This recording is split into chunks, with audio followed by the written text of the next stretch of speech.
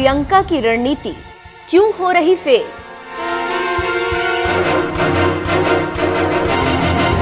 प्रियंका कैसे बचाएंगी कांग्रेस की डूबती नैया? जिसको टिकट दिया वो भी छोड़ा प्रियंका का साथ।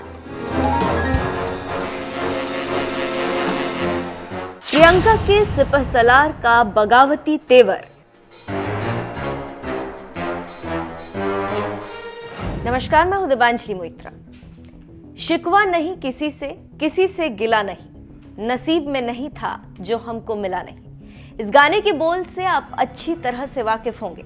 पिक्चर का नाम है नसीब और हीरो है गोविंदा। लेकिन यूपी की सियासत में कांग्रेस के साथ जो कुछ भी समय हो रहा है, गाने की ये चंद लाइन उस पर बिल्कुल फिट बैठती है।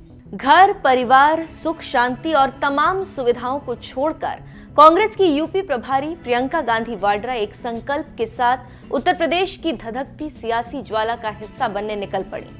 इस दौरान कई मुश्किलें आईं, लेकिन प्रियंका ने उसका डट कर सामना किया और फिर इसी सियासी नब्ज को टटोलते हुए लड़की हूं, लड़ सकती हूं का नारा देकर यूपी की राजनीतिक तपिश को बढ़ा दिया। फिर क्या था? प्रियंका का ये संघर्ष बदस्तूर जारी रहा और अब तक जारी है। लेकिन प्रदेश में कांग्रेस को एक बार फिर जीवंत करने की कोशिश में लगी प्रियंका गांधी के माथे पर गहराई चिंता की लकीर कम होने की बजाय बढ़ती चली गई। जिसे टिकट दिया उसने भी साथ छोड़ दिया।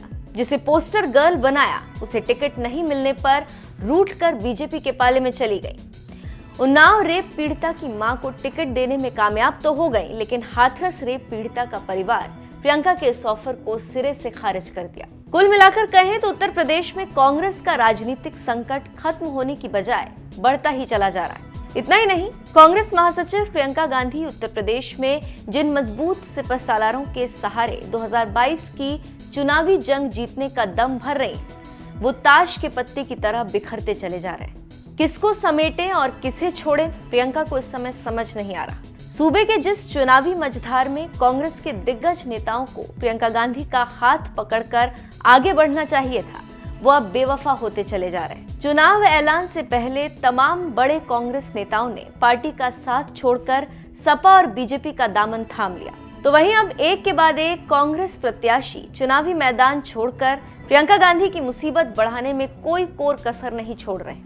सूबे में कांग्रेस के 3 नेताओं ने तब पार्टी छोड़ दी जब उन्हें विधानसभा चुनाव का टिकट दिया जा चुका था। इसके चलते प्रियंका गांधी के लिए यूपी की चुनावी राह और भी मुश्किल होती जा रही। ऐसे में अब कांग्रेस के कैंडिडेट के चयन पर सवाल उठने लगे।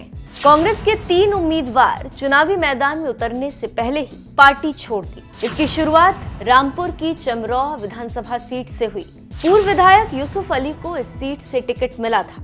रामपुर के स्वार टांडा सीट से दूसरे प्रत्याशी ने पार्टी छोड़ी। हैदर अली खान उर्फ हमजा मियां को पार्टी से टिकट मिला हुआ था। बरेली कैंट सीट से घोषित कांग्रेस उम्मीदवार सुप्रिया एरन ने भी पार्टी छोड़ दी। प्रियंका गांधी ने तीनों ही उम्मीदवारों के नाम कांग्रेस की पहली लिस्ट में जारी किए थे। इन तीनों का पार्टी से मोह भंग होना कांग्रेस के लिए किसी बड़े घाटे से कम नहीं, क्योंकि कांग्रेस छोड़ने वाले तीनों ही नेता अपने अपने क्षेत्र में मजबूत पकड़ रखते हैं। हमजा मियां ने कांग्रेस छोड़ अपना दल एस की सदस्यता ले ली। अपना दल एस की अध्यक्ष अनुप्रिया पटेल ने उन्हें स्वार टांडा सीट से प्रत्याशी घोषित कर दिया। इसी जिले से कांग्रेस ने यूसुफ अली को रामपुर की चमरौह सीट से प्रत्याशी घोषित किया था, जिसके बाद वो सपा में शामिल हो गए थे, लेकिन अखिलेश ने उन्हें टिकट नहीं दिया। ऐसे में कांग्रेस को सियासी तौर पर बड़ा झटका लगा।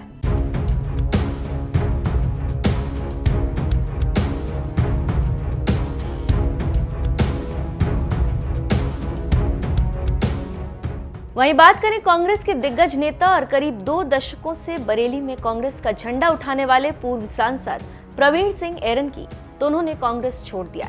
साथ ही उन्होंने अपनी पत्नी सुप्रिया एरन के साथ सपा सुप्रीमो अखिलेश यादव की मौजूदगी में समाजवादी पार्टी की सदस्यता ली।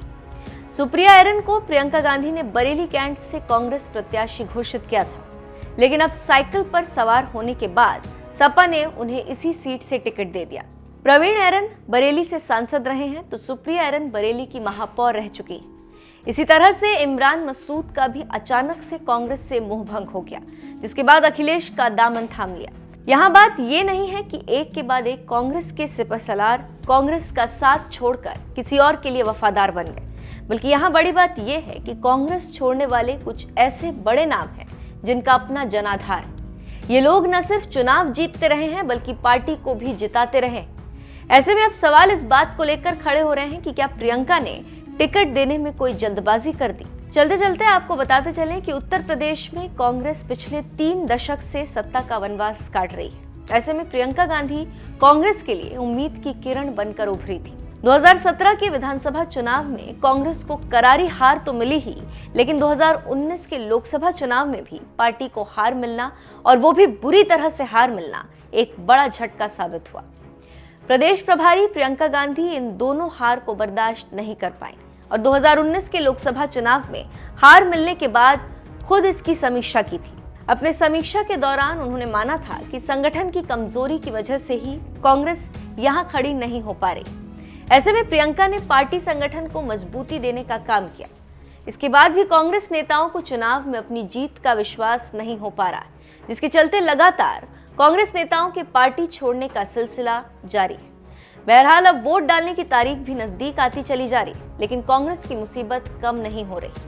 आपको क्या लगता है, यूपी की सियासत में प्रियंका गांधी कांग्रेस को कितना मजबूत कर पाई हैं?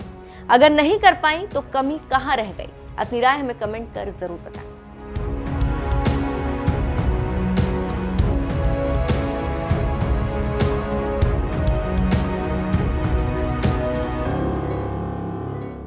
हिंदुस्तान की सबसे बड़ी स्ट्रेंथ है हमारे युवा, जिसको डेमोग्राफिक डिविडेंड कहते हैं। पूरी दुनिया में लोग कहते हैं कि देखिए हिंदुस्तान के पास डेमोग्राफिक डिविडेंड है।